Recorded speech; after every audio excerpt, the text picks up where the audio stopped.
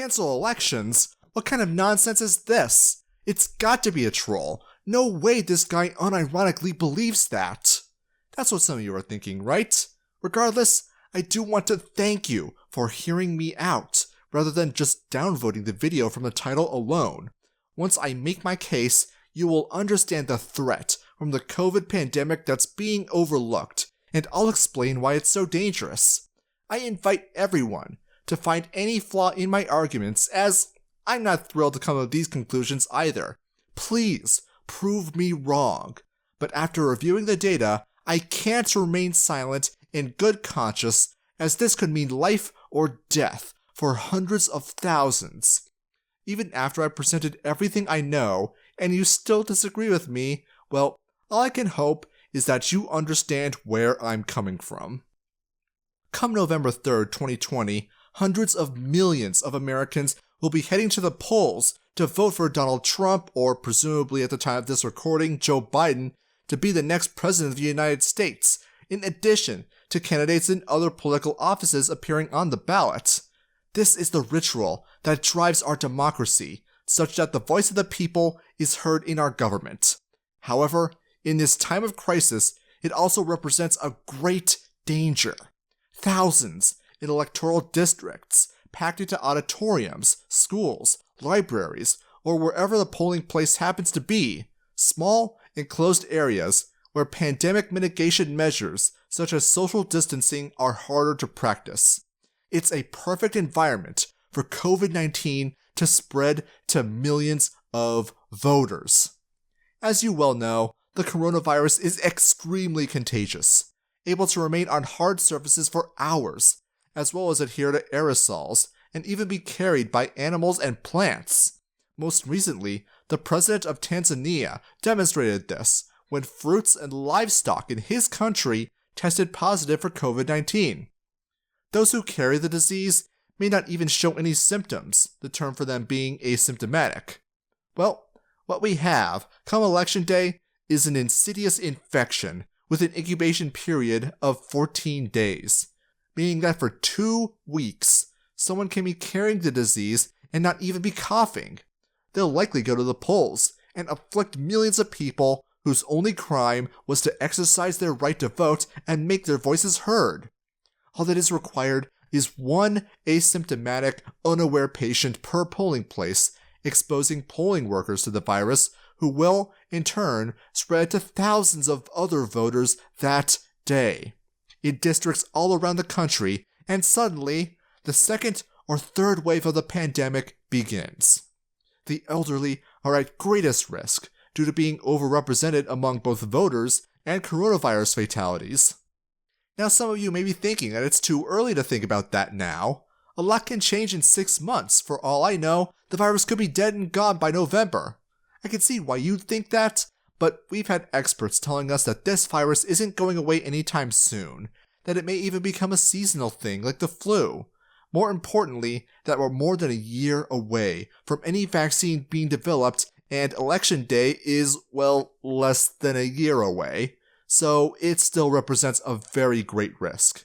And as far as I'm concerned, it's never too early to think about what steps we as a society need to take in the name of public safety and flattening the curve. Some of them may seem radical, but as far as I'm concerned, this virus is the greatest threat to our democracy. And there's another angle to this problem as well. People aware of the coronavirus's threat will also choose to stay at home and away from polling places on election day. As Republicans are less likely to take this threat seriously than Democrats, this will all but guarantee Trump gets reelected. The idea that we can have an open, honest, and fair election is undermined by this virus threat, and the will of the people demands that they be heard. Now, some of you will also point out that there are alternative ways to vote, such as mail ballots or possibly voting virtually. While this can certainly limit physical contact and proximity, there are complications. As I said earlier, the virus can remain on surfaces for hours. Letters, such as mail order ballots, can transmit the disease to a mailman who can transfer it to any number of letters or packages they're transporting. All the solution would accomplish is change the vector of the disease from elections to the postal service, which I would argue is even worse. Phone elections get people to call in and dial their vote. Trouble is that you need legions of people willing to work in those call centers for one day to poll the hundreds of millions of eligible voters or to receive their calls and then punch in their vote.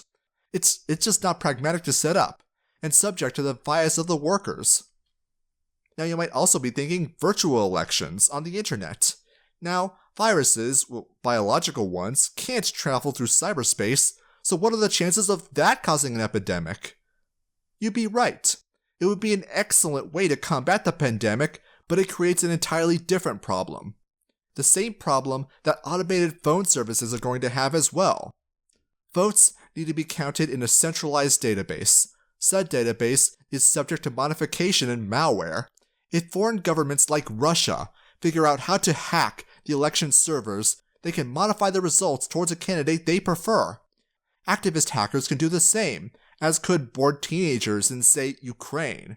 Voters may be subject to DDoS attacks to prevent their vote from being counted, and activists can use zombie computers to vote multiple times. Heck, system vulnerability or software glitches in the voting sites themselves may allow people to vote multiple times, or even gain backdoor access to the voting server and alter the results at will. The smallest single vulnerability will be found eventually by one of hundreds of millions of people probing it for vulnerabilities all across the world, the knowledge of which can be disseminated to millions in a matter of seconds. It opens the door for voter fraud, allowing non-citizens, felons, even total foreigners who have never left their native land of, say, Belarus, to vote in American elections, if no absolutely airtight system of identity verification exists, which, considering we live in the age of VPNs, zombie PCs, IP address randomizing, and all sorts of fun stuff, the idea that such a system isn't breakable, especially by hostile foreign powers who would want to meddle in the election process, is unreasonable. We cannot even have a pretense of fair elections if one 12-year-old from 4chan is able to vote for Donald Trump, say, 30 times.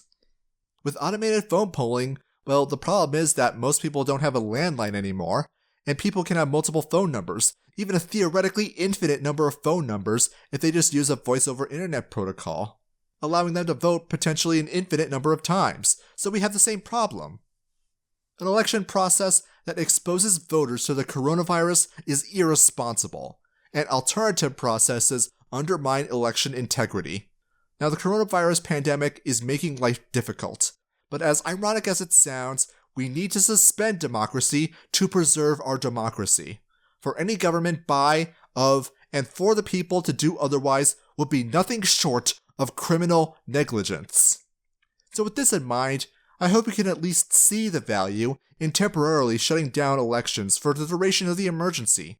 If not, I cannot blame you for being optimistic about the possibility of sickness being spread among a lot of people in proximity all in one day. However, you should at least understand where I'm coming from, and hopefully we can start a conversation about this issue that will only become more pressing as we approach Election Day.